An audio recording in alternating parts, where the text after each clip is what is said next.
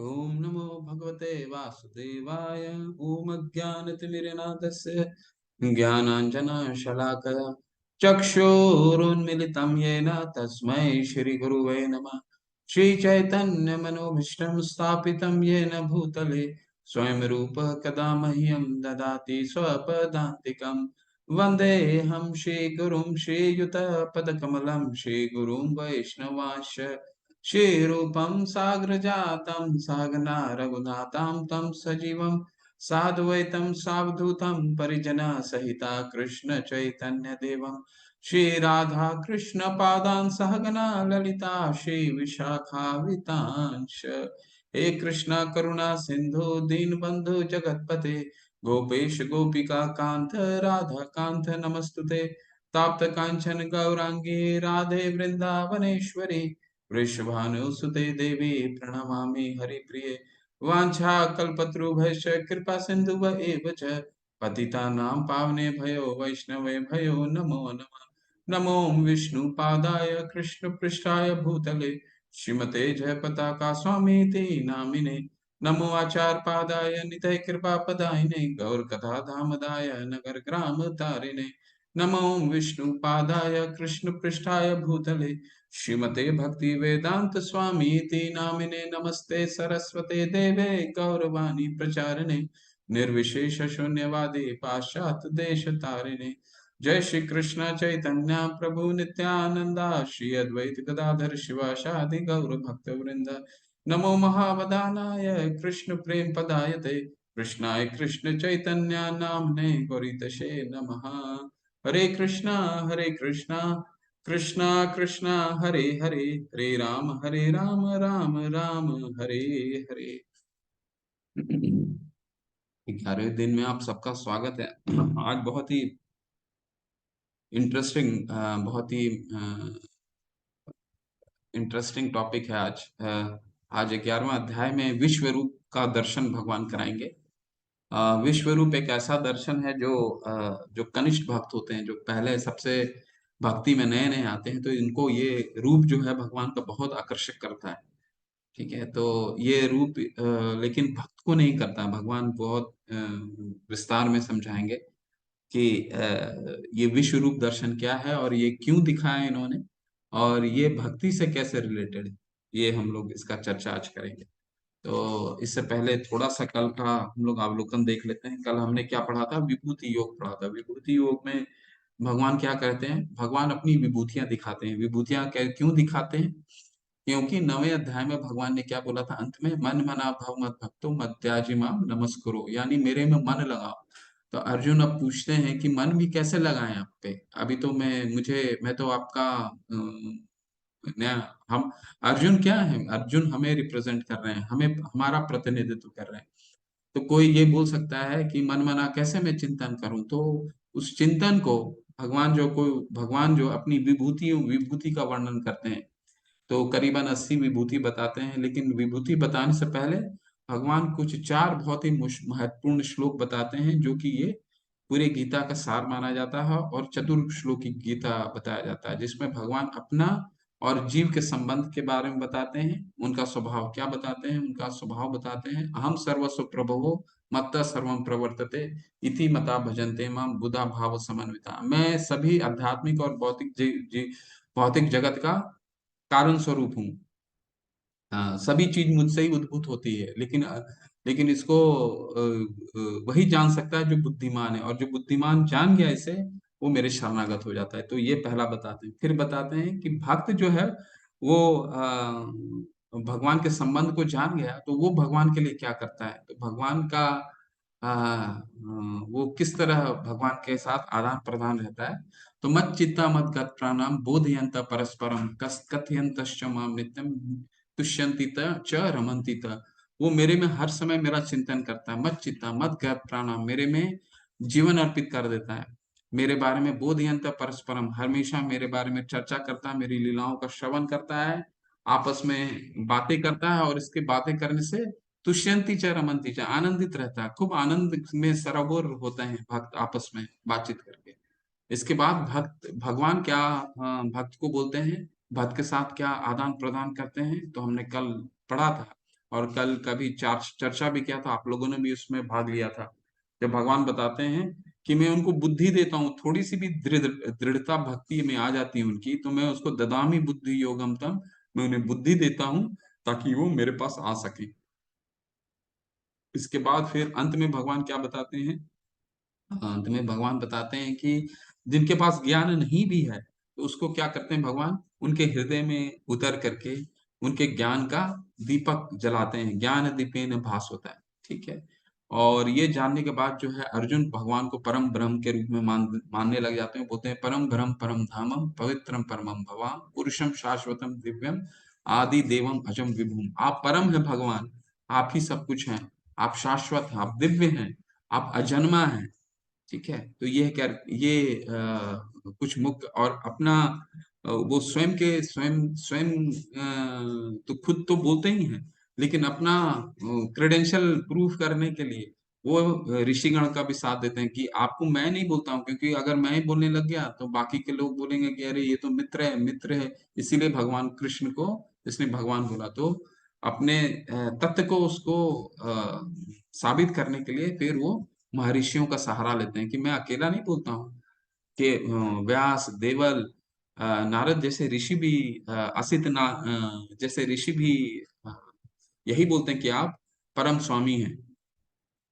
इसके बाद भगवान अपने 80 विभूतियां दिखाते हैं, विभूति जो भगवान के ऐश्वर्य हैं वो दिखाते हैं, जिससे हम रिलेट कर सकते हैं। जैसे जानवरों में सिंह हूं, है ना, ऐसे कई भगवान 80 के करीब विभूतियां बताते हैं। ठीक है। तो ये बताने के बाद ये भगवान बताते हैं कि ये जो विभूति है ये मेरा अंश मात्र है, ये सिर्फ स्फुलिंग है, ये सारा जो मैं मेरा सारा ऐश्वर्य नहीं है। ठीक है। और इसके साथ ही वो अंत करते हैं।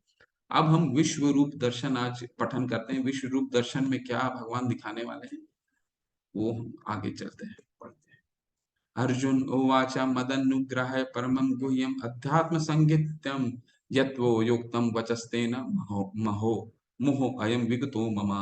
अर्जुन ने कहा, आपने जिन अत्यंत गुह्य आध्यात्मिक विषयों का मुझे उपदेश दिया है, उसे सुनकर अब मेरा मोह दूर हो गया है। तो प्रभुपाद जी कुछ क्या बताते हैं? अब जहां तक अर्जुन की बात है, उसका कहना है कि उसका मोह दूर हो गया। तो वो तो मोह दूर ही हो गया था, क्योंकि वो 4 श्लोक सुनने के बाद ही बोलने लगे परम, कि आप परम ब्रह्म है, परम धाम, परम ब्रह्म परम धामम पवित्रम परमम भगवान। भगवान अर्जुन ने बोला ना कि 10वें अध्याय में, अभी मैंने आपको रिव्यू किया उसका, तो अर्जुन का तो मोह दूर हो गया, ऐसा प्रभुपाद जी बता रहे हैं। इसका अर्थ यह हुआ कि वह कृष्ण को अपना मित्र स्वरूप सामान्य मनुष्य नहीं मानता, अपितु उन्हें प्रत्येक वस्तु का कारण मानता है। किंतु अब यह सोचता है कि भले ही वह कृष्ण को हर एक वस्तु का कारण मान ले, किंतु दूसरे लोग नहीं मानेंगे। अतः इस अध्याय में यह सबों के लिए कृष्ण की अलौकिकता स्थापित करने के लिए कृष्ण प्रार्थना करता है कि वे अपना विराट रूप दिखाएं। तो अर्जुन तो भगवान को भगवान के रूप में भगवान की शरणागति ले लिया और भगवान को मान चुका है। लेकिन क्योंकि अर्जुन हमारा प्रतिनिधित्व कर रहा है, तो अर्जुन हम जैसे बद्धजीव के लिए, खासकर कलयुग में, वो भगवान को विराट रूप दिखाने के लिए बताया गया है। इसके लिए कि कई ऐसे कलयुग में लोग हम जैसे मिलेंगे जो बोलेंगे नहीं, भगवान तो सिर्फ वो तो तुम्हें दिखे, हमें तो नहीं दिखे, है ना। तो हमें दिखाने के लिए, हमें साबित करने के लिए कि कृष्ण ही भगवान है, ये 11वां अध्याय। लेकिन भगवान का अलग उद्देश्य है। ठीक है। भगवान क्यों दिखाएंगे ये हम आगे पढ़ेंगे। अर्जुन भगवान से क्यों विराट रूप देखने के लिए बोलता है, वो यहाँ प्रभुपाद बता रहे हैं कि हम जैसे लोगों को दिखाने के लिए कि कृष्ण ही भगवान। हे कमल नेत्रों वाले, मैंने हर जीवित इकाई की उपस्थिति और गायब होने के बारे में विस्तार से आपसे सुना है, जैसा कि आपकी अटूट महिमाओं के माध्यम से महसूस किया गया है। हे पुरुषोत्तम, हे परमेश्वर, यद्यपि आपको मैं आप अपने समक्ष आपके द्वारा वर्णित आपके वास्तविक रूप में देख रहा हूं, किंतु मैं ये देखने की इच्छुक हूं कि आप इस दृश्य जगत में किस प्रकार प्रविष्ट हुए हैं। मैं आपके उसी रूप का दर्शन करना चाहता हूँ। हे प्रभु, हे योगेश्वर, यदि आप सोचते हैं कि मैं आपके विश्व रूप को देखने में समर्थ हो सकता हूं, तो कृपया करके मुझे अपना असीम विश्व रूप दिखाइए, दिखलाइए। तो अर्जुन यहाँ क्या चाह रहे हैं? अर्जुन यहाँ चाह रहे हैं कि भगवान इस दृश्य जगत में किस तरह प्रविष्ट होते हैं। तो मैंने आपको कल भी बताया और कई बार बताया, भगवान महाविष्णु के रूप में आते हैं। तो भगवान, ये जो विराट भगवान का, वो कह रहे हैं, अर्जुन पूछते हैं कि आप ये दृश्य जगत में कैसे आते हैं, वो हमें बताइए। फिर कुछ और शब्द का चर्चा कर लेते हैं। योगेश्वर, योगेश्वर का सभी योगों के ईश्वर, इसलिए भगवान उसको अर्जुन बोल रहे हैं आपसे वो सभी योगों के ईश्वर हैं। तो हम जो है अर्जुन यहाँ क्या पूछ रहे हैं भगवान को?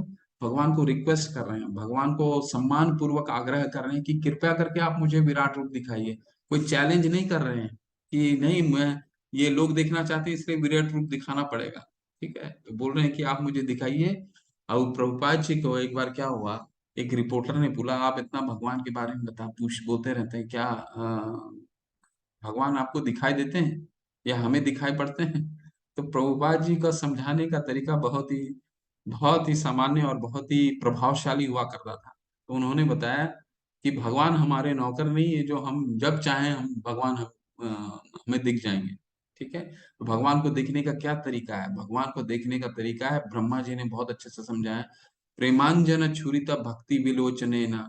ठीक है, प्रेमांजन छुरिता यानी कि हम प्रेम के अंजन से, जो प्रेम अंजन मतलब काजल, प्रेम के अंजन से प्रेमांजन भक्ति विलोचने ना, ठीक, प्रेमांजन छुरिता भक्ति विलोचने ना, यानी प्रेम के अंजन से और भक्ति के आंखों से हम भगवान को देख सकते हैं। ठीक है, और भगवान को देखने का कोई तरीका नहीं है। ठीक है, तो हमें क्या करना होगा? जो अर्जुन का अनुसरण करना होगा। अर्जुन जिस तरह प्रार्थना कर रहा है, ठीक है, तो उस तरह प्रार्थना से ही भगवान आ सकते हैं। ठीक है, और भगवान अपने स्वयं प्रकट होते हैं। तो अर्जुन ने भगवान कृष्ण से विश्व रूप दिखाने के लिए क्यों कह रहे हैं? ठीक है, तो ये कुछ आपके पास विकल्प हैं, तो आप इसको टिक कीजिए। ये मान लीजिए पहला ए है, दूसरा बी है, तीसरा सी है। तो अपने चैट बॉक्स में डालिए, अर्जुन ने भगवान कृष्ण से विश्व रूप दिखाने के लिए क्यों कह रहे हैं? पहला, उसने कृष्ण पर संदेह किया। दूसरा, वह खुद को खास मानता था। और तीसरा, लोगों को समझाने के लिए जो सोचेंगे कि कृष्ण एक साधारण व्यक्ति है। तो टिक कीजिए ए बी सी, अभी मैंने आपको बताया है। तो आप लोग हरी बोल टाइप करके ऑप्शन टिक कीजिए, ए बी एंड सी। ठीक है, टिक सी।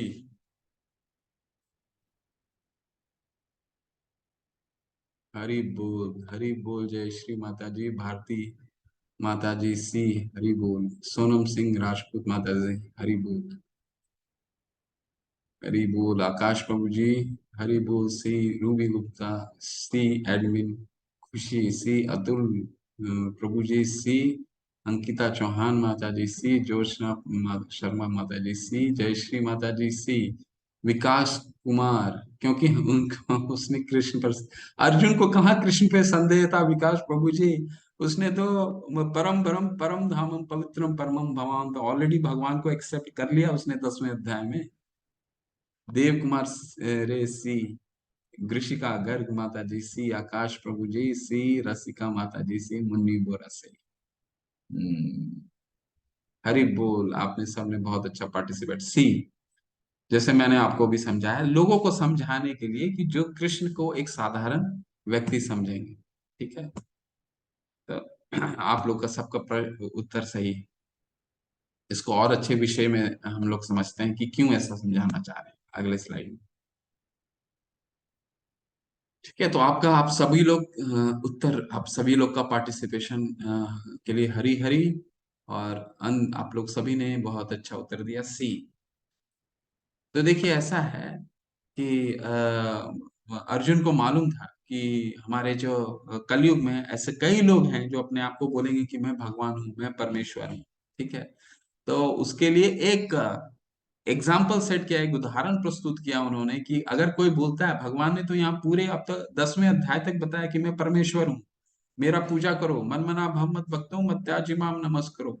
अहम सर्वस्व प्रभवो मत्त सर्वं प्रवर्तते इति मता भजन्ते मां बुधा भाव समन्विता मय्या दक्षेण प्रकृति सूयते सचराचरम हेतु नाने न कौन्तेय जगत विपरिवर्तते। ठीक है, सारा मैं इस जगत का चर और अचर का संचालन करता हूँ।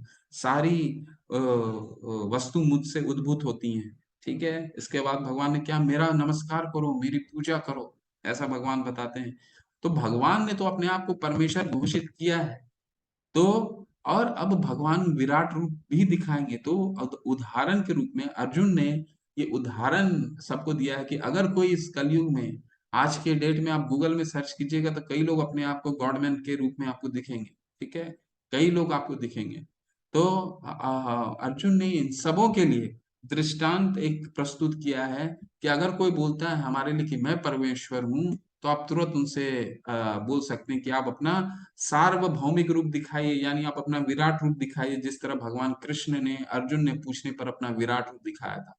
ठीक है, क्या रूप, विराट रूप दिखा सकते हैं? नहीं दिखा सकते हैं। चैतन्य महाप्रभु ने अपना विराट स्वरूप दिखाया था।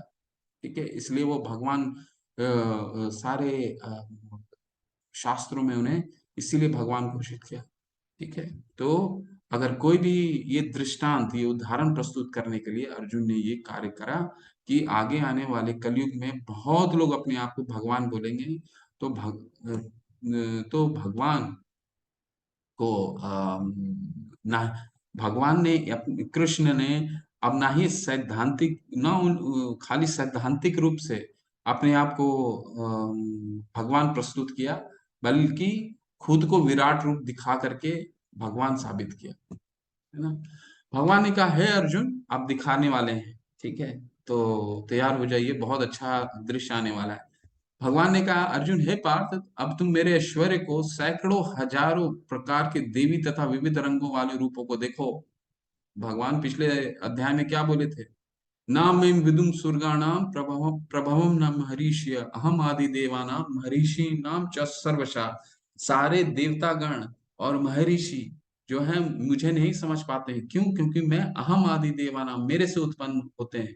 तो भगवान सिर्फ कह के नहीं दिखाया, कह सिर्फ सैद्धांतिक रूप से नहीं बताया, अभी वो करके भी दिखाएंगे, अपने विराट रूप में सभी देवताओं को दिखाएंगे वो। हे भारत, लो तुम आदित्यों, वसुओं, रुद्रों, अश्विनी कुमार तथा अन्य देवताओं के विभिन्न रूपों को यहाँ देखो। तुम ऐसे अनेक आश्चर्यमय रूपों को देखो जिन्हें पहले किसी ने ना तो कभी देखा है, ना सुना है। हे अर्जुन, तुम जो भी देखना चाहो उसे तत्क्षण मेरे इस शरीर में देखो। तुम इस समय तथा भविष्य में भी जो भी देखना चाहते हो उसको यह विश्व रूप दिखाने वाला है। यहाँ एक ही स्थान पर चर और अचर सब कुछ है, किंतु तुम मुझे अपनी इन आंखों से नहीं देख सकते। अतः मैं तुम्हें दिव्य आंखें दे रहा हूं, अब मेरे योग ऐश्वर्य को देखो।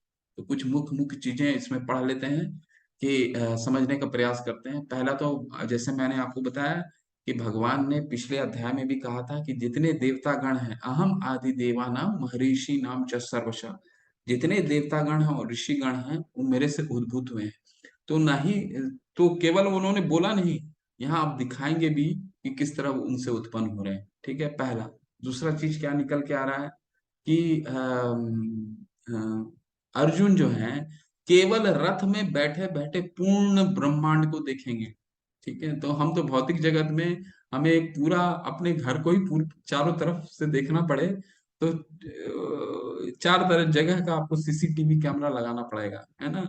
कहीं भी चारों तरफ से आपको देखना पड़े तो सीसीटीवी कैमरा हर तरफ लगाना पड़ेगा। लेकिन अर्जुन क्या है, अर्जुन एक जगह बैठ के ही स्वतः ही सारा दृश्य जगत देखेगा अभी।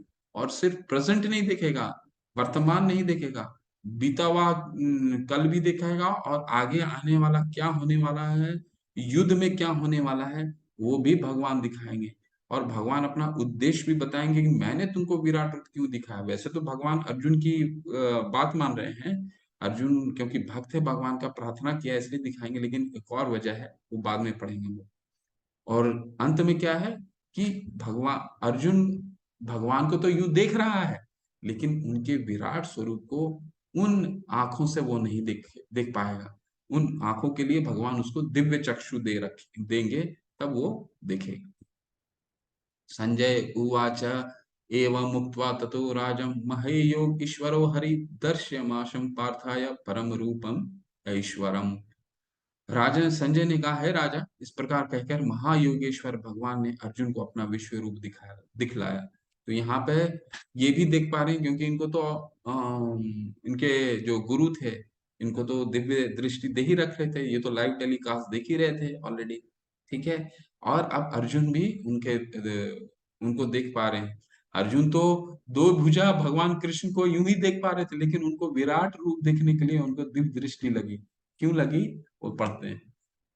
चलिए, विराट रूप अब आ गया भगवान का, इनका दर्शन कीजिए। अर्जुन ने इस विश्व रूप में असंख्य मुख, असंख्य नेत्र तथा असंख्य आश्चर्यमय दृश्य देखे। यह रूप अनेक देवी आभूषणों से अलंकृत था और अनेक देवी हथियार उठाए हुए था। यह देवी मालाएं तथा वस्त्र धारण किए था और उस पर अनेक दिव्य सुगंधियां लगी थी। सब कुछ आश्चर्यमय, तेजमय, असीम तथा सर्वत्र व्याप्त था। यदि आकाश में हजारों सूर्य एक साथ उदय हो तो उनका प्रकाश शायद परम पुरुष के इस विश्व रूप को तेज की समता कर सके। तो अब हमें समझ में आ रहा है कि भगवान ने अर्जुन को दिव्य चक्षु क्यों दिए। क्योंकि भगवान का जो स्वरूप था, ठीक है, वो हजारों सूर्य के रोशनी के बराबर था। तो इन नेत्रों से तो वो देख ही नहीं पाएगा। ठीक है, इन नेत्रों से वो देख नहीं पाएगा, इसलिए भगवान ने उनको दिव्य चक्षु दिए। और दिव्य इसमें अभी अभी देखिए, इसमें इस पूरे अध्याय में भगवान अपना 4 रूप दिखाएंगे। ये पहला रूप है जो विराट रूप है। विराट रूप में भगवान के असंख्य मुख, अनंत मुख देख रहे हैं। सब देवी देवताएं देख रहे हैं, दिख रहे हैं, आभूषण लिए हुए हैं। ठीक है, सब देवी देवता एक ही जगह बैठ के देखिए। अर्जुन देख रहा है अपने चित्र के माध्यम से, देखिए। ठीक है, अर्जुन अपने देख रहा है और सारे देवी देवताएं वहां पे हैं। सभी उनके अंदर दिख रहे हैं, पूरे ब्रह्मांड में। ठीक है, पूरे ब्रह्मांड दिख रहा है अर्जुन को। और जो चमक है वो लगभग 1000 सूर्य के बराबर है, इसलिए दिव्य चक्षु दिया उन्होंने। ठीक है। उस समय अर्जुन भगवान के विश्व रूप में एक ही स्थान पर स्थित हजारों भागों में विभक्त ब्रह्मांड को अनंत अंशों को देख सका। तो पूरा पूर्ण रूप से पूर्ण ब्रह्मांड को वो देख पा रहे थे अर्जुन। वहीं रथ में विराजमान थे। ठीक है। और इसको कहा जाता है कि सिर्फ अर्जुन ही नहीं देख रहे थे और संजय ही नहीं देख रहे थे, बल्कि दूसरे लोगों से देवतागण भी देख रहे थे। ठीक है, देवतागण भी देख रहे थे, लेकिन और कोई उस महाभारत के युद्ध स्थल पर और कोई नहीं देख रहा था। तब मोहग्रस्त एवं आश्चर्यचकित रोमांचित हुए अर्जुन ने प्रणाम करने के लिए मस्तक झुकाया और वह हाथ जोड़कर भगवान से प्रार्थना करने लगा।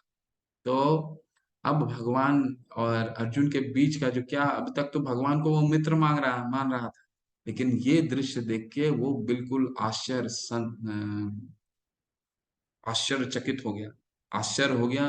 क्योंकि आश्चर्य भी एक एक भगवान के साथ रिश्ता, जिस तरह अभी जो संबंध बन रहा है भगवान के साथ उनका, वो एक आश्चर्य का संबंध, बिल्कुल गंभीर हो गया वो। शांत हो गए अर्जुन। ठीक है, आह्लादित भी थे, हल्का सा खुशी भी महसूस हो रहा था उनको। और उनके रोम रोम खड़ा हो गया था एकदम। भयभीत, अभी भयभीत नहीं हुए हैं, अभी वो आह्लादित हैं, अभी गंभीर हैं, शांत हैं। अभी होंगे आगे उनको एक और रूप दिखाया जाएगा, भगवान दिखाएंगे, जहां पे वो भयभीत भी हो जाएंगे। अभी भयभीत नहीं हुए हैं। ठीक है। आश्चर्य क्यों हो गए कि अब तक तो मैं मित्र इनको समझ रहा था, इनके साथ, इनको यादव, इनको मित्र, इनको कृष्ण कर करके मैं एक ही साथ बोलता था। ठीक है, अब इनको भगवान रूप में देख रहे हैं, तो उनका मनो चिंतन सोचिए कैसा रहा होगा अर्जुन का। ठीक है। अर्जुन ने कहा, हे भगवान कृष्ण, मैं आपके शरीर में सारे देवताओं तथा अन्य विविध जीवों के एकत्र देख रहा हूँ। अहम आदि देवानाम महर्षि नाम च सर्वश। तो भगवान सिर्फ बोलते नहीं है कि मेरे शरीर से ही देवता और महर्षि उत्पन्न होते हैं, यहाँ वो करके भी उन्होंने अपने विराट रूप में दिखाया है। और अर्जुन उसकी पुष्टि कर रहे हैं कि आपके शरीर में मैं अनंत देवताओं को देख रहा हूँ। मैं कमल पर आसीन ब्रह्मा, शिव जी तथा समस्त ऋषियों एवं दिव्य सर्पों को देख रहा हूँ। हे विशेश्वर, हे विश्व रूप, मैं आपके शरीर में अनेका एक हाथ पेट, मुंह तथा आंखें देख रहा हूं। अनेक बाहु उदर वक्त्र नेत्रम, यानी अनेक पेट, अनेक हाथ, अनेक सर्वत्र फैले हैं जिनका अनंत नहीं है। अपने आप में ना अंत दिखता है, ना मध्य, ना आदि। बहुत अच्छा इसका श्लोक है। अनेक बाहुदर वक्त्र नेत्रम पश्यामि त्वाम सर्वतो अनंत रूपम, न अनंत न मध्य न पुनस्तविदम पश्यामि विशेश्वर व विशेष विश्व रूप। आपके ये विश्व रूप में अनंत पेट है, अनंत मुख है, अनंत हाथ है। इसको कहाँ से शुरू हो रहा है, कहाँ खत्म हो रहा है, मैं तो समझ भी नहीं आ रहा है अर्जुन को। आपके रूप को इस चकाचौंध के कारण देख पाना कठिन है, क्योंकि हजार सूर्य का रोशनी तो देख भी नहीं पा रहा है वो, क्योंकि वो प्रज्वलित अग्नि के भांति अथवा सूर्य के अपार प्रकाश के भांति चारों ओर फैल रहा है। तो भी मैं इस तेजोमय सर्प को, रूप को सर्वत्र देख रहा हूँ, जो जो अनेक मुकुटों, गदा तथा चक्रों से विभूषित है। तो भगवान यहाँ पे अपना कथनी को पुष्टि करते हैं।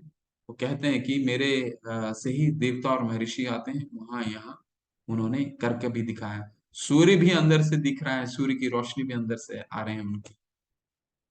अब धीरे धीरे एक और रूप आने वाला है, 21वें श्लोक में एक और रूप हम देखेंगे। अब परम आद्य ये वस्तु हैं, आप इस ब्रह्मांड के परम आधार यानी आश्रय हैं। आप अव्यय तथा पुराण पुरुष हैं, आप सनातन धर्म के पालक भगवान, यही मेरा मत है। तो यहाँ थोड़ा सा चर्चा करते हैं। तब तक आप लोग आ, ये शब्द पहली बार आया है तो इस पर चर्चा करते हैं। ठीक है, क्या बोल रहे हैं भगवान? आप सनातन, अर्जुन बोल रहे हैं आप सनातन धर्म के पालक भगवान है। सनातन धर्म क्या हुआ? वो सनातन किसे बोलते हैं? सनातन का मतलब हुआ ना ही जिसका अंत होता है, ना जिसका आदि है, हमें नहीं मालूम। ठीक है, वो कहाँ से शुरू हुआ, कहाँ खत्म होगा, इसीलिए ये जो धर्म है ये सनातन धर्म बोला जाता है। ठीक है, जो हम धर्म, हिंदू धर्म, मुस्लिम धर्म, ये सब कोई धर्म नहीं होता। सिर्फ एक ही धर्म है जिसके पालक कौन है? भगवान स्वयं है। और सनातन यानी जिसका ना आदि होता है ना अनंत। और वो क्या है धर्म? सवे पुंसा परो धर्म यतो भक्ति अदोक्षजे अहेतु की अप्रतिहता ययात्मा सुप्रसिद्धति, यानी आप सवे पुंसा परो धर्म, यानी आपने भगवान की भक्ति ही करना सभी मनुष्य के लिए। सवे पुंसा परो धर्म यतो भक्ति अदोक्षजे अहेतु की अप्रतिहता, आपकी भक्ति ही करना मनुष्य के लिए परम धर्म है। और वो भक्ति कैसी होनी चाहिए? अहेतु की। अहेतु की मतलब बिना कारण से। हम मांगने जानते हैं ना? नहीं, भगवान वो हमारा धर्म नहीं है। धर्म क्या भगवान बता रहे हैं? अहेतु की होनी चाहिए, बिना कारण। और क्या? अहेतु की अप्रतिहता। अप्रतिहता मतलब अखंड। अखंड मतलब भक्ति ऐसी जो पूर्ण रूप से शाश्वत हो, बिल्कुल अखंड होनी चाहिए भक्ति। यही है मनुष्य का धर्म, इसी को सनातन धर्म बोलते हैं। आप आदि मध्य तथा अंत से रहित हैं, आपका यश अनंत है, आपकी असंख्य भुजाएं हैं, सूर्य चंद्रमा आपकी आंखें हैं। मैं आपके मुख से प्रज्वलित अग्नि अग्नि निकलते और आपके तेज से इस संपूर्ण ब्रह्मांड को जलते हुए देख रहा। यद्यपि आप एक हैं, किंतु आप आकाश तथा सारे लोक में एवं अनेक उनके बीच के समस्त आकाश से व्याप्त हैं। हे महापुरुष, आपके इस उद्भुत तथा भयानक रूप को देख के सारे लोग भयभीत हैं। सारे लोग में कौन आ गए? तो ऊपर से देवता गण भी देख रहे हैं। ठीक है, तो देवता गण भी तो भगवान को नहीं समझते। हमने पढ़ा था, कल ही पढ़ा था, न में विदुम सुरगा न प्रभवम न महर्षि, यानी ना देवता गण समझ पाते हैं, ना महर्षि गण समझ पाते हैं। क्यों? क्योंकि वो उनसे ही उद्भूत होते हैं। तो जब तक भगवान उनको नहीं, जैसे पिता अपने पुत्र को, जब तक पिता अपने बारे में नहीं बताएगा, पुत्र कैसे जानेगा? उसी तरह भगवान जब तक नहीं बताएंगे देवताओं को कि वो भगवान है, तो कैसे जान पाएंगे? तो अब बता रहे हैं, देखो मेरा विराट रूप। तो ऊपर के लोगों से देवता भी देख रहे हैं और वो भी भयभीत हुए हैं। ठीक है, तो अब जो है भगवान का एक और रूप आने वाला है। देवों का सारा समूह आपकी शरण ले रहा है और आप में प्रवेश कर रहा है।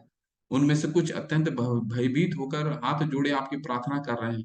महर्षियों तथा सिद्धों के समूह कल्याण हो रहे कहकर वैदिक स्रोतों का पाठ करते हुए आपकी स्तुति कर रहे हैं। तो भगवान का अब काल रूप आने वाला है। काल रूप जो भगवान बोलते हैं कि इससे कोई बच नहीं पाता है। काल रूप जो हम बोलते हैं ना, किसी पे हम कई कि इसका काल था, कि ये जो काल का रूप है वो भी भगवान का है। तो अभी तक तो उन्होंने विराट रूप दिखाया है, जहाँ पे देवता और महर्षि लोग हैं, ब्रह्मा शिव जी सारे हैं वहां पे।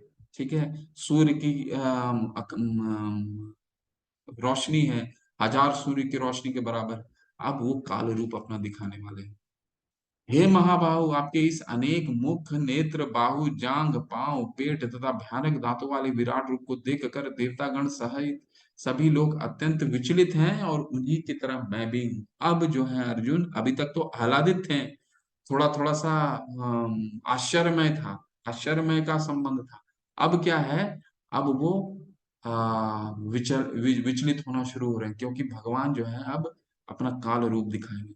हे सर्वव्यापी विष्णु, नाना ज्योतिर्मय रंगों से युक्त आपको आकाश का स्पर्श करते मुख फैलाए तथा बड़ी बड़ी चमकती आंखें निकाले देखकर भाई से मेरा मन विचलित है। मैं ना तो धैर्य धारण कर पा रहा हूँ, न मानसिक संतुलन ही पा रहा हूँ। ठीक है। तो भगवान अपना काल रूप दिखाते हैं। आप देखिए, यही काल रूप है। धृतराष्ट्र के सारे पुत्र अपने समस्त सहकारों सहित तथा भीष्म द्रोण कर्ण एवं हमारे प्रमुख योद्धाओं भी आपके विकराल मुख में प्रवेश कर रहे हैं। उनमें से कुछ के शिरों को तो आपके दांतों से बीच चूर्णित हुआ देख रहा हूं। तो भगवान अब अपना काल रूप दिखा रहे हैं। क्या दिखा रहे हैं उस काल रूप में, कि जितना उनके विरोधी दल के लोग हैं, सारे भगवान के मुख में अंदर जा रहे हैं, और उनके दांतों के बीच सारे चूर्णित हो रहे हैं, सारे मृत्यु को प्राप्त हो रहे हैं। भगवान का यही काल रूप है। जिस प्रकार नदियों की अनेक तरंगे समुद्र में प्रवेश करती हैं, उसी प्रकार ये समस्त महान योद्धा भी आपके प्रज्वलित मुखों में प्रवेश कर रहे हैं। ठीक है। तो सारे आ, जो अ, विरोधी दल के जितने महान योद्धा हैं, चाहे वो भीष्म हो, चाहे वो द्रोण हो, चाहे वो कर्ण हो, चाहे वो जयद्रथ हो, उनके जितने लोग हैं सब भगवान के मुख में जा रहे हैं, सब भगवान के द्वारा मारे जा रहे हैं, वो भी चूर्णित हो रहे हैं उनके दांतों में। तो ये है भगवान का काल रूप। भगवान ने कहा, कलो अस्मिन लोकशय कृत प्रबदो, यानी भगवान ने कहा, समस्त जगतों का विनाश करने वाला काल मैं हूँ। मैं यहाँ समस्त लोगों का विनाश करने के लिए आया हूँ। तुम्हारे यानी पांडवों के सिवा दोनों पक्ष के सारे योद्धा मारे जाएंगे। तो भगवान ये सिर्फ कह नहीं रहे हैं, दिखा भी रहे हैं कि जितने तुम्हारे विरोधी दल के लोग हैं सब मारे जाएंगे। और ये मेरा कौन सा रूप है, कलो अस्मिन लोकशय कृत प्रबदो। ठीक है। यानी ये मेरा काल रूप है, और क्यों आए हैं, सबका विनाश करने के लिए आया। ठीक है। तो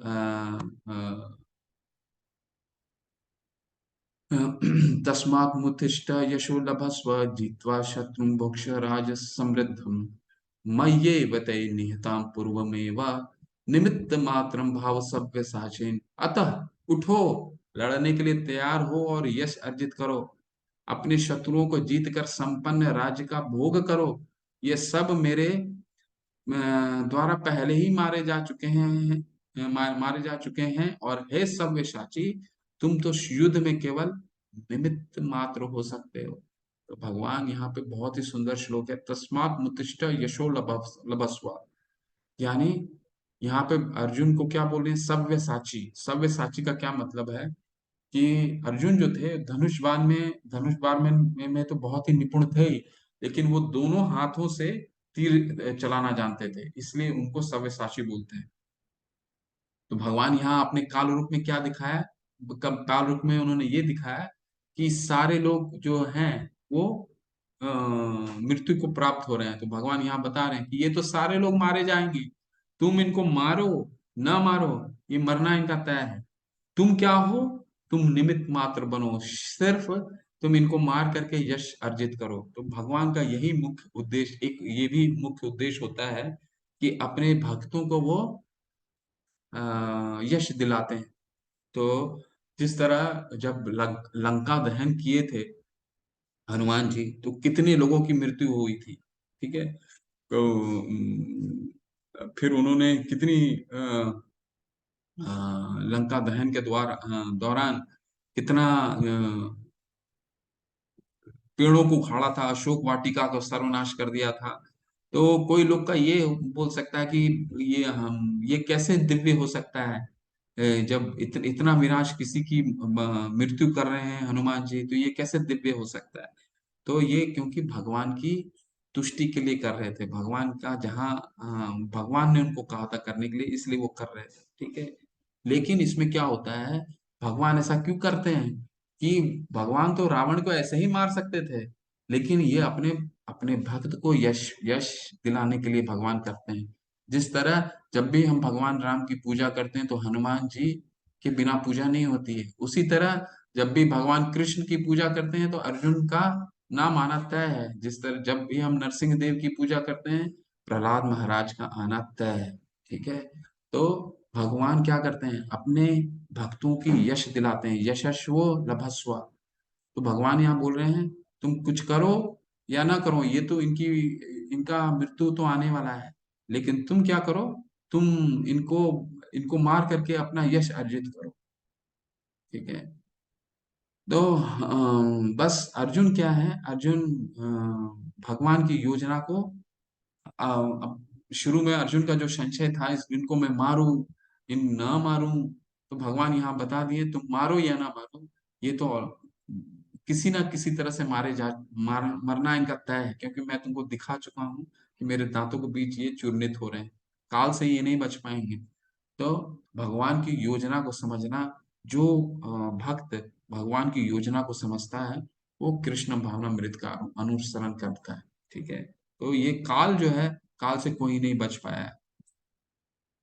द्रोणम च भीष्मम च जयद्रथम च कर्ण तथ्यानपि योध वीरान मया हतस्त्वाम जहि मया वितिष्ठा युधस्व जेतासि रणे संपतान सप्तनान। भगवान इतने कृपालु होते हैं कि वो भक्तों को इसका श्रेय दे, ठीक है। द्रोण, भीष्म, जयद्रथ, कर्ण तथा अन्य महान योद्धा पहले ही मेरे द्वारा मारे जा चुके हैं, अतः उनका वध करो और तनिक भी विचलित ना हो। तुम केवल युद्ध करो, युद्ध में तुम अपने शत्रुओं को परास्त करो, ठीक है। तो हमें भी भगवान के योजनाओं को समझना होगा। अर्जुन जिस तरह समझ रहा है, हम भी हमारे लिए भी प्रभुपाद जी बताते हैं कि हम भी भगवान की योजना को कैसे, यहाँ तो भगवान स्वयं अर्जुन को समझा रहे हैं, इसलिए अर्जुन समझ रहे हैं, लेकिन हम जैसे बद्ध जीव को कैसे हम भगवान की योजना को लिए योजनाओं को समझेंगे अपने लिए। तो हमें गुरु का हाथ थामना पड़ेगा। गुरु कौन होते हैं, गुरु होते हैं भगवान के पार्षद। वो भगवान की योजनाओं को समझते हैं और उनकी योजनाओं को हमारे लिए हमें बताते हैं कि उनकी योजनाओं को कैसे तुष्टि किया जाए, ठीक है। तो इसलिए ये जो श्लोक है बहुत ही महत्वपूर्ण है ये समझने के लिए कि यहाँ अर्जुन के द्वारा हमें प्रभुपाद जी ये समझाने की प्रयास कर रहे हैं कि हमें भी भगवान की योजनाओं को समझना पड़ेगा। जिस तरह अर्जुन को कृष्ण समझा रहे हैं यहाँ पे, हमें गुरु द्वारा समझना पड़ेगा, ठीक है।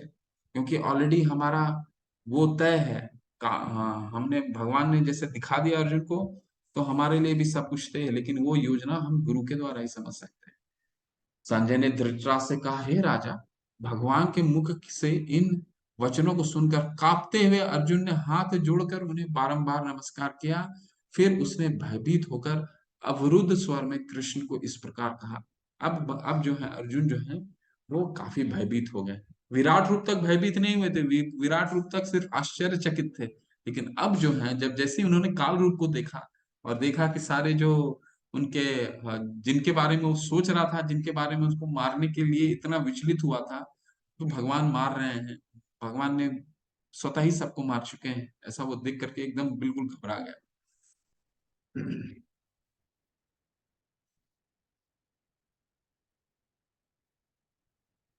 अर्जुन ने कहा, हे ऋषिकेश, आपके नाम के श्रवण से संसार हर्षित होता है और सभी लोग आपके प्रति अनुरक्त होते हैं। यद्यपि सिद्ध पुरुष आपको नमस्कार करते हैं, किंतु असुर गण भयभीत हैं और इधर उधर भाग रहे हैं। यह ठीक ही हुआ है। तो कुछ असुर गण भी देख पा रहे हैं, क्योंकि उनके पास भी दिव्य चक्षुआ, क्योंकि वो बहुत ही शक्तिशाली होते हैं ना। तो असुर गण भी भगवान के उस रूप को देख रहे हैं, देवता गण भी देख पा रहे हैं। हे महात्मा, आप ब्रह्मा से भी बढ़कर हैं, आप आदि सृष्टा हैं। तो फिर आपको सादर नमस्कार क्यों ना करें। हे अनंत, हे देवेश, हे जगन निवास, आप परम स्रोत, अक्षर, कारणों के कारण तथा इस भौतिक जगत से के परे हैं। आप आदिदेव हैं, सनातन पुरुष तथा दृश्य जगत के परम आश्रय हैं। आप सब कुछ जानने वाले हैं। आप ही सब कुछ हैं जो जानने योग्य है। आप भौतिक गुणों से परे परम आश्रय हैं। हे अनंत रूप, यह संपूर्ण दृश्य जगत आप में व्याप्त है। तो भगवान तो खुद ही स्वयं बता चुके हैं कि वो उनके सबके नियंता हैं, ठीक है। और ब्रह्मा जी की भी उत्पत्ति पिछले अध्याय में हमने पढ़ा था। ब्रह्मा जी की भी उत्पत्ति सब 7 ऋषियों जो आते हैं उनके पुत्र, उनकी भी उत्पत्ति भगवान से होती है। महाविष्णु की भी उद्भूत भगवान से होते हैं। तो वही अर्जुन इनकी पुष्टि कर रहे हैं। आपको अपना मित्र मानते हुए अब भगवान अपना तीसरा थर्ड रूप दिखाएंगे इसमें। तो आप अभी तक बोल सोच रहे हो कि अभी तक इसमें भक्ति का कहाँ आया। अभी तक तो ये भक्ति का 7 से लेकर के 12वां अध्याय तक भक्ति था, लेकिन अभी तो भगवान भक्ति कुछ आया ही नहीं इसमें। तो अब आएगा। आपको अपना मित्र मानते हुए मैंने हठ पूर्वक आपको हे कृष्ण, हे यादव, हे सखा जैसे संबोधनों से पुकारा है, क्योंकि मैं आपकी महिमा को नहीं जानता था। मैंने मूर्खतावश या प्रेमवश जो कुछ भी किया है, कृपया उसके लिए मुझे क्षमा कर दें। यही नहीं, मैंने कई बार आराम करते समय एक साथ लेटे हुए तथा एक या साथ साथ खाते हुए बैठे हुए, कभी अकेले तो कभी अनेक मित्रों के समक्ष आपका अनादर किया है। हे अच्युत, अच्युत का क्या मतलब है? जिनका कभी पतन नहीं होता। तो भगवान क्या है? भगवान अच्युत है, इनका पतन कभी नहीं होता, ठीक है। मेरे इन समस्त अपराधों को क्षमा करें। तो देखिए, जब अर्जुन भगवान के भक्त थे, भगवान को मित्र रूप में मानते थे, तो भी भगवान को बहुत सामान्य रूप में समझते थे, ठीक है। और आपसे एक एक बहुत चर्चा का विषय आता है इसमें। वैसे समय नहीं, इसलिए चर्चा नहीं कर पाएंगे। तो एक भक्त भी भगवान को साधारण, जैसे अर्जुन यहाँ बता रहे हैं कि हाँ, आप बहुत, आपके साथ में सामान्य रूप से व्यवहार करता था, और एक असुरगण भी सामान्य रूप से व्यवहार करता है। तो इसमें क्या फर्क है? फर्क क्या है? फर्क ये है, सुधीर प्रभु जी, मैं अभी समय का कमी है, फिर बाद में आपसे चर्चा करते हैं। क्यों? क्योंकि अ, जो असुर होते हैं वो भगवान से द्वेष करते हैं, इसके कारण वो भगवान को हमेशा एक सामान्य पुरुष समझते हैं। लेकिन भगवान क्या है? वो भक्त क्या है? भक्त भगवान को प्रेमवश अ, उनको भगवान समझते हैं। अब यशोदा माँ तो भगवान को क्या समझती थी? अपने पुत्र के रूप में समझती थी। भगवान कृष्ण ने भी यशोदा माँ को ब्रह्मांड अपना, जब वो मिट्टी खाए, बच्चे में जब उन्होंने मिट्टी खाया तो उन्होंने माँ ने बोला कि तुम अपना मुंह खोलो, तो उसको उन्होंने मुंह खोला तो पूरा ब्रह्मांड दिख गया उनके मुंह में। लेकिन उन्होंने उनकी विस्मृति दे दी, मतलब उनको भूलने का दे दिया, इसलिए वो पहचान नहीं पाए, ठीक है। तो जो भक्त होता है वो भगवान को सामान्य भक्ति यानी प्रेम के रूप में सामान्य समझता है, लेकिन असुर क्या करते हैं? ईर्ष्या या द्वेष से समझते हैं। पहले कभी न देखे गए आपके विराट रूप का दर्शन करके मैं पुलकित हो रहा हूँ, किंतु साथ ही मेरा मन भयभीत हो रहा है। अतः आप मुझ पर कृपा करें और हे देवेश, हे जगन निवास, अपना पुरुषोत्तम भगवत स्वरूप पुनः दिखाएं। तो भगवान का जो भक्त होता है वो इन स्वरूपों के प्रति कभी आकृष्ट नहीं होता। वो भगवान के हमेशा द्विभुज रूप के प्रति ही आकृष्ट होता है। तो वही अर्जुन अब जो है भगवान से प्रार्थना कर रहे हैं कि आपका जो द्विभुज रूप है वो आप उसके रूप में आप आ जाइए। हे विराट रूप, हे सहस्त्रभुज भगवान, मैं आपके मुकुटधारी चतुर्भुज रूप का दर्शन करना चाहता हूँ, जिसमें आप अपने 4 हाथों में शंख, चक्र, गदा तथा पद्म धारण किए हुए हैं। मैं उस रूप को देखने का इच्छा करता हूँ। तो भगवान अभी चतुर्भुज रूप में आएंगे। पहले विराट रूप में आए, इसके बाद काल रूप उन्होंने दिखाया, अब चतुर्भुज रूप दिखाएंगे। तो एक ही अध्याय में आप चारों रूप का दर्शन कीजिए। हे कुरुश्रेष्ठ, तुमसे पूर्व मेरे इस भगवान कह रहे हैं, हे कुरुश्रेष्ठ, तुमसे पूर्व मेरे इस विश्व रूप को किसी ने नहीं देखा है, क्योंकि मैं ना तो वेदाध्ययन के द्वारा, ना यज्ञ दान पुण्य या कठिन तपस्या के द्वारा इस रूप में, इस संसार में देखा जा सकता हूँ। भगवान को देखने का क्या तरीका है? भक्त्या माम अभिजानाति यावंच अस्मि तत्वतः। भगवान को सिर्फ भक्ति के आंखों से ही, भक्ति के द्वारा ही समझा जा सकता है। ब्रह्मा जी ने भी क्या कहा? प्रेमांजन छुरित भक्ति विलोचने न। भक्ति के अंजन से और प्रेम के आंखों से ही भगवान को देख सकते हैं। ठीक है, कितना भी हम यज्ञ कर लें, दान कर लें, तो भगवान को समझना हमारे लिए मुश्किल होगा। तुम मेरे भयानक रूप को देखकर अत्यंत विचलित एवं मोहित हो गए हो। अब इसे समाप्त करता हूँ। हे मेरे भक्त, तुम समस्त चिंताओं से पुनः मुक्त हो जाओ। तुम्हें शांत चित्त से अब अपना इच्छित रूप दिख सकते हैं, इच्छित रूप देख सकते हो। भगवान अपना अब रूप दिखाएंगे, चतुर्भुज रूप दिखाएंगे पहले तो।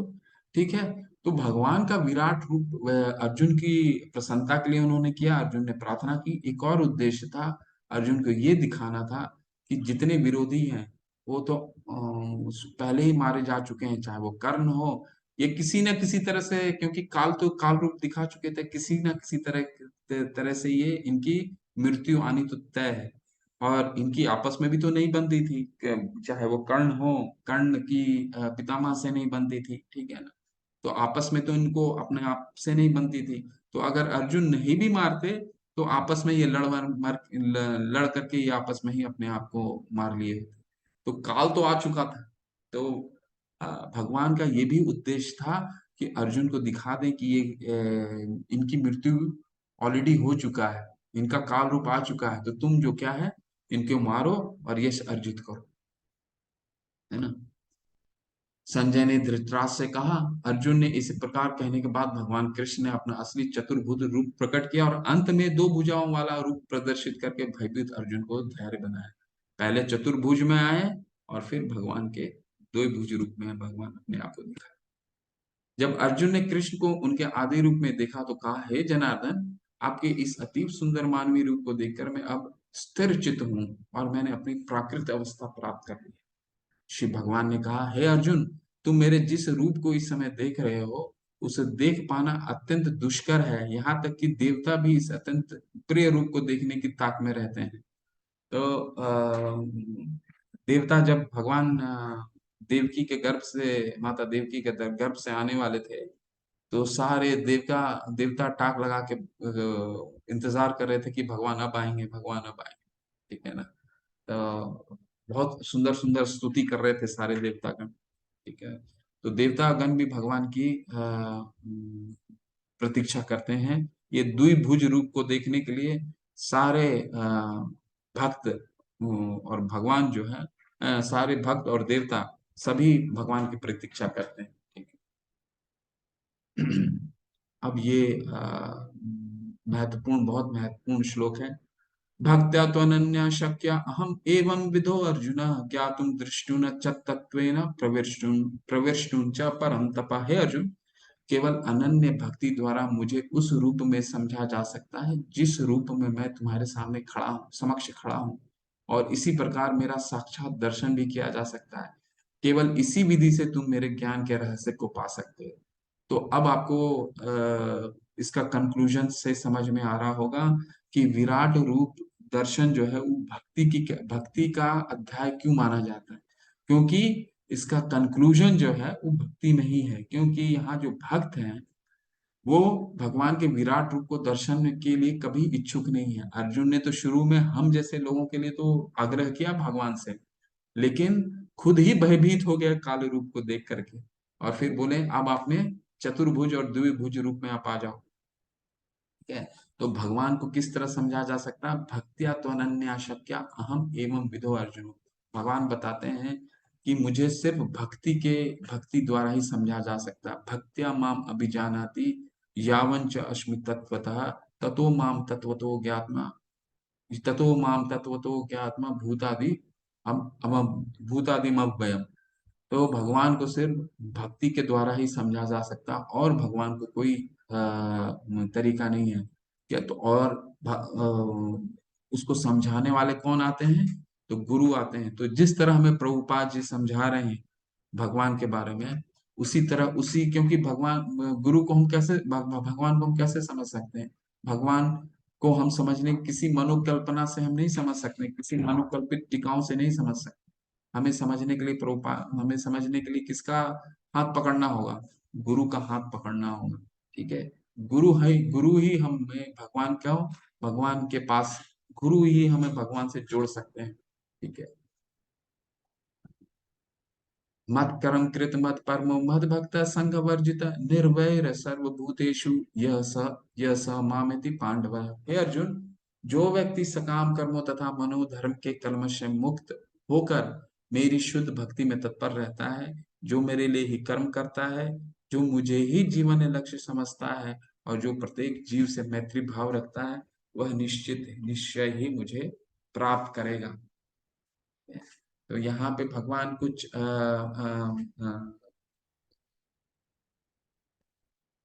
भक्तों के लक्षण का वर्णन कर रहे हैं। ठीक है। और कल के अध्याय में तो और बहुत ही विषाद वर्णन करेंगे भक्त के क्या लक्षण होते हैं। तो यहाँ भगवान क्या बता रहे हैं? जो व्यक्ति अपने सकाम कर्म और मनोधर्म के कलमश से मुक्त हो जाएगा। सकाम कर्म किसे हम समझते हैं? सकाम कर्म वो कर्म जब हम भगवान के पास जाकर के देव सभी के पास जाके बोलते हैं सुख संपत्ति घर आवे, दुख मिटे तन का, हम बोलते हैं ना, ओम जय जगदीश हरे।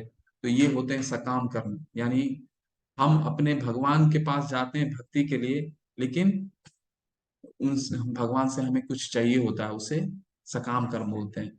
ठीक है। और मनोधर्म क्या होता है? कि अपने द्वारा ही मनोकल्पना के द्वारा भगवान को समझना। ठीक है। संगवर्जिता, संगवर्जिता का क्या मतलब हुआ? संगवर्जिता मतलब हमें असंग अ, संगति का त्याग करना होगा।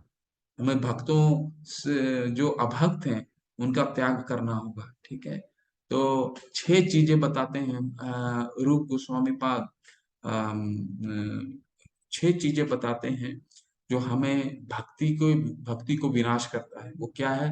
अत्याहार प्रयासश्च प्रजल्पो नियमाग्रह जन संघ लौलियम च षड्वी भक्ति विनश्यति। 6 चीजें होती हैं जिसमें जन संघ एक आता है। जन संघ का क्या मतलब है? कि अभक्तों का संग करना। बाकी के 5 आते हैं। अत्याहार मतलब, वो बाद में आपको समझाएंगे। अत्याहार जो हम ज्यादा खाना खाना या कोई भी चीज ज्यादा अ, इकट्ठा करना, वो अत्याहार हो जाता है। ठीक है। तो जन संघ जो है, भगवान भी बता रहे हैं और हमारे सारे आचार्य भी बताते हैं, जो संघ हमारा है वो बहुत ही हम भगवान को सिर्फ 3 तरीके से समझ सकते हैं। 3 चीजों के द्वारा समझ सकते हैं: गुरु, साधु और शास्त्र। इसमें गुरु मैंने बता दिया आपको। साधु कौन हुए? जो आपके संग हैं। भक्त वो साधु। तीसरा क्या है? शास्त्र। और इसके बाद क्या कैरेक्टर बता रहे हैं? निर्वैर। निर्वैर कौन हुए? जो कभी भगवान, जो किसी से द्वेष नहीं करता। ठीक है। वो हो गया निर्वैर। ठीक है। तो ये कुछ कैरेक्टरिस्टिक बताए हैं भगवान ने कि अगर भगवान को समझना है तो पहला क्या होगा? कि अपने सकाम कर्म और मनोवृत्ति से मुक्त होना होगा। संग वर्जिता, अभक्तों से दूर रहना होगा। भगवान से ईर्ष्या नहीं करनी होगी। ठीक है। तो ये मुख्यतः 4 चीजें भगवान बताते हैं। जो और प्रत्येक जीव से मैत्री भाव, सबको भगवान का अंश समझना होगा। विद्या विनय संपन्ने ब्राह्मणे गवि हस्तनि सुनी चैव सपाके च पंडिता सम दर्शन। यानी एक ज्ञानी व्यक्ति कौन होता है? जो सभी को भगवान के अंश रूप में देखता है, सभी में परमात्मा को देखता है, वही ज्ञानी है।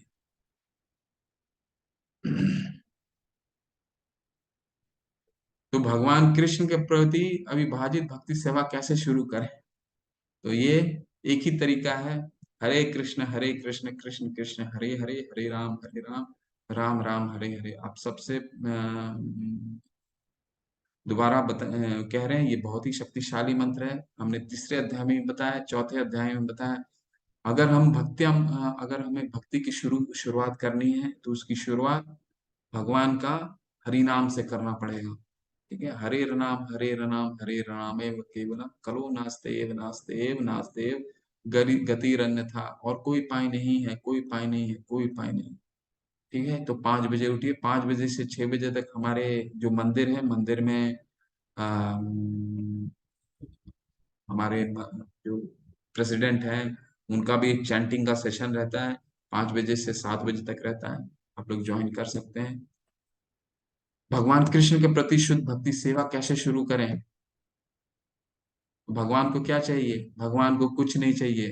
तो हमने पढ़ा ना, ना गाड़ी चाहिए, ना मोबाइल चाहिए, ना पैसा चाहिए। तो कई लोग तो तिरुपति जाते हैं तो ये समझ के जाते हैं कि हम जितना करोड़ों रुपया देंगे, हमें बदले में उतना ही मिलेगा। लेकिन भगवान बोलते हैं हमें कुछ नहीं चाहिए। हमें क्या चाहिए? भगवान का हृदय चाहिए। हम भगवान हमें हमारे से क्या मांगते हैं? हमें हमसे सिर्फ एक ही चीज मांगते हैं, हमारा प्रेम मांगते हैं, हमारे हृदय मांगते हैं। इसीलिए आप जब भी परमात्मा का, भगवान का कभी भी आप बैठे हुए भगवान का आपने चित्र शायद ही देखा होगा। भगवान परमात्मा के रूप में हमेशा खड़े दिखेंगे। क्यों? क्योंकि हम तक वो पहुंचने के लिए हमेशा आतुर रहते हैं। और कभी आप नोटिस कीजिएगा, परमात्मा का जो पैर रहता है, राइट हैंड का जो पैर है, वो हमेशा एक स्टेप आगे रहता है। कभी भी कोई चित्र देखिएगा तो हमेशा एक स्टेप आगे रहता है, क्योंकि भगवान हमें हमेशा हमारे पास आने के लिए, तू आवे एक पग में आऊं पग 60। तो कल भी मैंने ये बताया था, अगर भगवान जो है सिर्फ हमारा प्रेम चाहते हैं, बस हमारे लिए ललाहित रहते हैं, हम देखते ही नहीं है भगवान की तरफ। हमारे हृदय में जैसे एक पेड़ होता है, पेड़ में दो पक्षियां होते हैं। ठीक है, शास्त्रों में कहा जाता है एक है आत्मा और एक है परमात्मा। ठीक है, परमात्मा हमेशा आत्मा को देखता रहता है कि कब मेरी तरफ देखेगा, लेकिन आत्मा देखता ही नहीं, आत्मा देखता ही नहीं, वो तो हमेशा लालायित रहता है। ठीक है, तो भगवान हमेशा खड़े रहते हैं हमें हमारा स्वागत के लिए। हम ही नहीं देखते हैं भगवान को। ठीक है, हरे कृष्णा। इसके साथ ही ये अध्याय समापन होता है। प्रभुपाद जी क्या बताते हैं? सारांश यह है कि कृष्ण ने अपने क्षण भंगुर विश्व रूप के साथ साथ काल रूप जो सब कुछ भक्षण करने वाला है, और यहाँ तक कि चतुर्भुज विष्णु रूप को भी दिख रहा है। तो भगवान ने अपने सारे रूप दिखला दिए। तो कल को कोई भी आपसे अगर ये पूछता कि मैं भगवान हूँ या आप कहीं देखते हैं, तो यहाँ पे अर्जुन ने पूर्ण रूप से हमारे लिए दृष्टांत प्रस्तुत कर दिया कि अगर कोई हमें इस कलयुग में बोलता है कि मैं भगवान हूँ, तो उसको पूर्ण रूप से, जैसे भगवान 11वें अध्याय में बताए हैं, उनको सारे रूप दिखाने के लिए बोलिए, खासकर विराट रूप। इस तरह कृष्ण इन समस्त स्वरूपों के उद्गम है। ऐसा नहीं है कि वे आदि विश्व रूप या विष्णु की ही अभिव्यक्ति हैं। वे समस्त रूपों के उद्गम है। अब जिनको कंफ्यूजन था इतने दिनों से, वो दोबारा इसको अच्छे से पढ़िए। ऐसा नहीं है कि वे आदि विश्व रूप या विष्णु के ही अभिव्यक्ति हैं। वे समस्त रूप के उद्गम है। भक्त के लिए कृष्ण का कोई अन्य रूप उतना महत्वपूर्ण नहीं है जितना कि मूल दो भुजी श्याम सुंदर रूप। ब्रह्म संहिता में कहा गया है कि जो प्रेम या भक्ति भाव से कृष्ण के श्याम सुंदर रूप के प्रति आसक्त है, वे सदैव उन्हें अपने हृदय में देख सकते हैं और कुछ भी नहीं देख सकता। प्रेमांजन छुरिता भक्ति विलोचने न संते सदैव हृदयेषु विलोकयन्ति। यानी ब्रह्म संहिता का जो चर्चा कर रहे हैं प्रभुपाद जी, वो कह रहे हैं कि जो भक्त है वो प्रेम के काजल से और भक्ति के आंखों से हमेशा भगवान को अपने हृदय में देख सकता है। अतः मनुष्य को समझ लेना चाहिए कि इस 11वें अध्याय का तात्पर्य यही है कि कृष्ण का रूप ही सर्वोपरि है एवं परम सार है। तो विराट रूप जो है, कभी भी भक्त उसके लिए आकृष्ट नहीं होता। हम जैसे कनिष्ठ, हम जैसे साधक जो शुरू करते हैं भक्त के लिए, वही हम हमेशा चमत्कारी देखने के लिए हमेशा आकर्षित होते हैं ना, चमत्कार दिखाओ, चमत्कार दिखाओ। तो उसके लिए है। लेकिन भक्त जो है कभी भी चमत्कार के लिए उत्कृष्ट नहीं रहता। भगवान का द्विभुजा जो श्याम सुंदर रूप है, वो भक्त के लिए सब सर्व आकर्षक है। ठीक है, तो इसके साथ ही ये अध्याय जो है यहाँ समापन होता है। हरे कृष्ण। बहुत सुंदर अध्याय है। जो अंत, शुरू में भगवान विराट रूप दिखाते हैं, फिर बाद में वो भक्ति के जो है अपने द्विभुज रूप दिखा करके अंत करते हैं। हरे कृष्ण। हरे कृष्णा।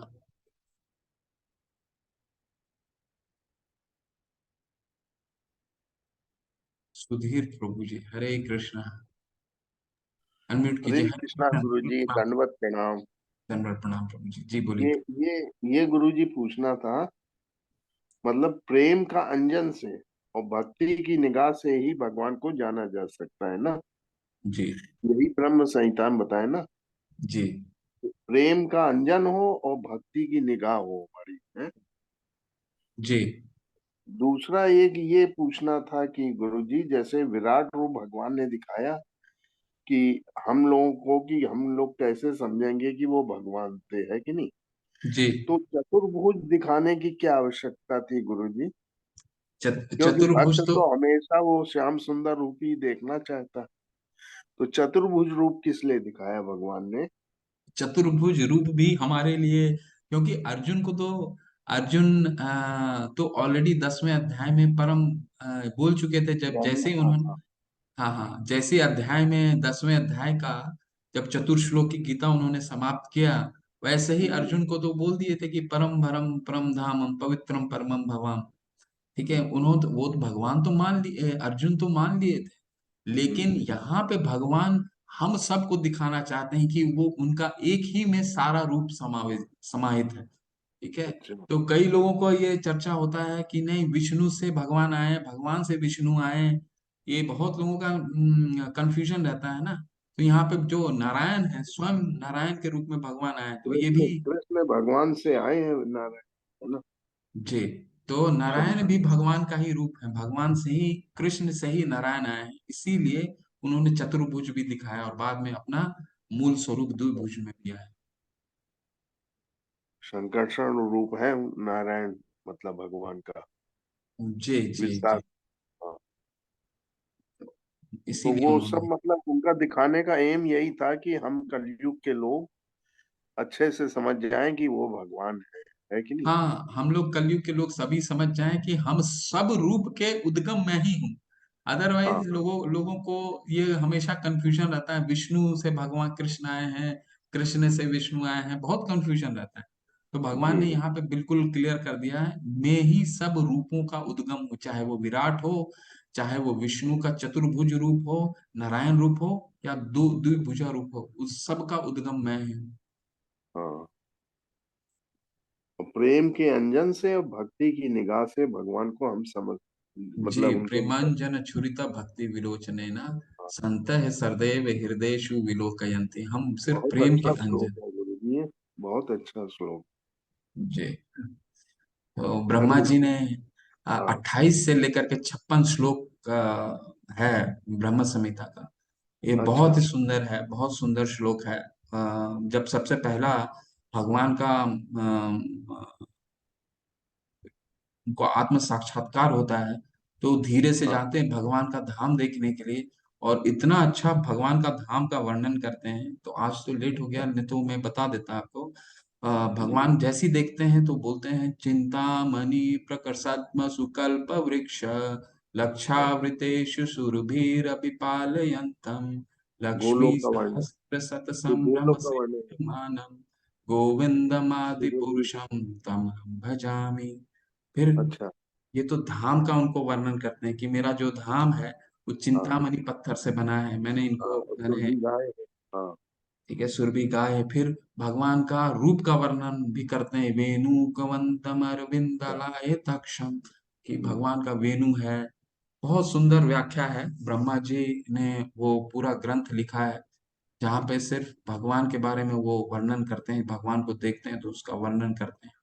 जी। तो, अ, तो इसकी वो कहते हैं शायद बुक मिल जाती है, पतली बुकें भी आती हैं शायद ब्रह्म संहिता की, हाँ ऐसा है। हाँ, बिल्कुल मिल जाती है प्रभु जी, वो आप इस्कॉन के किसी मंदिर में, टेम्पल में भी होगी ये बुक। ये तो आपके हाँ। किसी बुक स्टोर में मिल जाता है। ठीक बात है। भक्ति सिद्धांत सरस्वती ठाकुर ठाकुर ने प्रभुपाद जी के जो गुरु, हाँ, गुरु अ, गुरु थे, सरस्वती। हाँ, एक तो। तो उन्होंने ही उसका तात्पर्य लिखा है। अच्छा। जी ब्रह्म संहिता का तात्पर्य उन्होंने लिखा है क्या? जी जी जी, ब्रह्म संहिता का तात्पर्य भक्ति अच्छा। सिद्धांत सरस्वती ठाकुर प्रभुपाद ने लिखा है। ओ, वो पहले संस्कृत में लिखी हुई होगी या तो है। जी जी, संस्कृत में लिखी है, फिर भक्तों ने उसको हिंदी में रूपांतर किया है। बहुत सही। बहुत बहुत धन्यवाद गुरु जी आपका। हरे कृष्ण, हरे कृष्ण। हरे कृष्णा, हरे कृष्णा, हरे कृष्ण। और किन्हीं का प्रश्न है? कुछ चैट में लेते हैं। मुन्नी माता जी पूछ रही, हरे कृष्णा पुरजू, मैंने सही सुना है कि खाटू श्याम जी भी भगवान के विराट रूप देखे थे महाभारत में? आपको अगर इस बारे में ज्ञात हो तो थोड़ा बता दीजिए। खाटू श्याम जो थे, वो असुर गण उन्होंने थोड़ा सा उल्लेख आता है, जो प्रभुपाद जी समझाते हैं हमें कि हमें कई जीवन लग सकता है, कई अ, युग हो लग सकते हैं हमें भगवान को पहचानने में, भगवान तक पहुंचने में, भगवान के धाम तक पहुंचने में। लेकिन खाटू श्याम जो थे, वो देवलोक में थे। और देवलोक में जब असुरगण से उनका युद्ध समाप्त हुआ, तो भगवान से फिर उन्होंने पूछा कि मेरा और कितना वक्त है मेरे लिए। तो उन्होंने बताया था कुछ आपके पास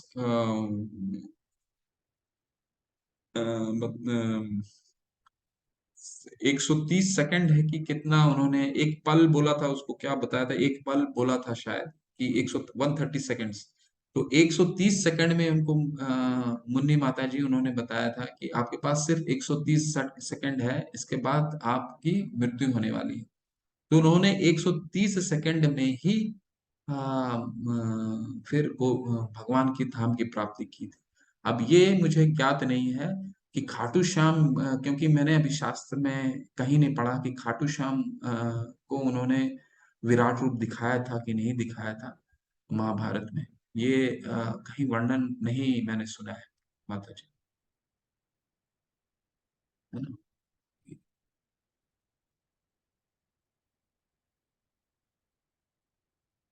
ज्ञानेश्वर माता जी, भोग कैसे लगाएं? आपको बताया था माता जी, मैंने कल भी बताया था। भोग लगाने का बहुत ही सरल तरीका है। आप आपका भोग जो होगा वो प्याज और लहसुन उसमें नहीं होने चाहिए।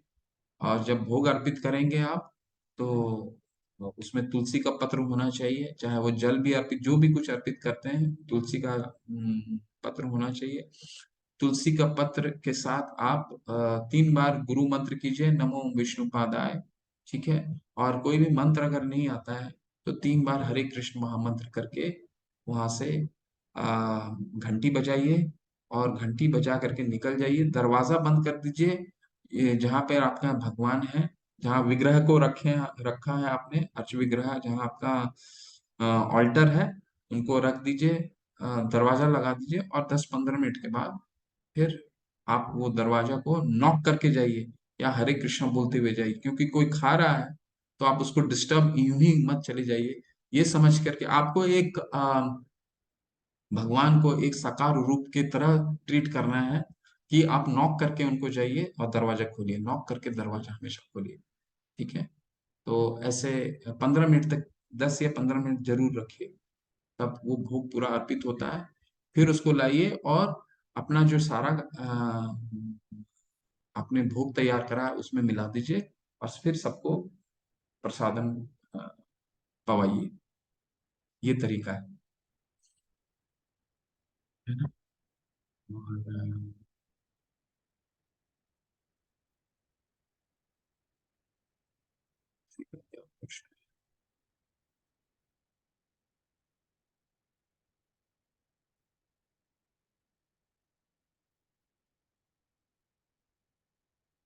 ठीक है, चलिए, और किसी का कोई प्रश्न नहीं है?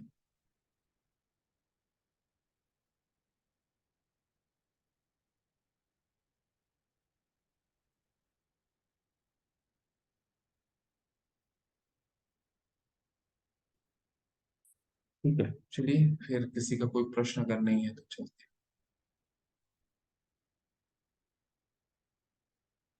हरे कृष्ण।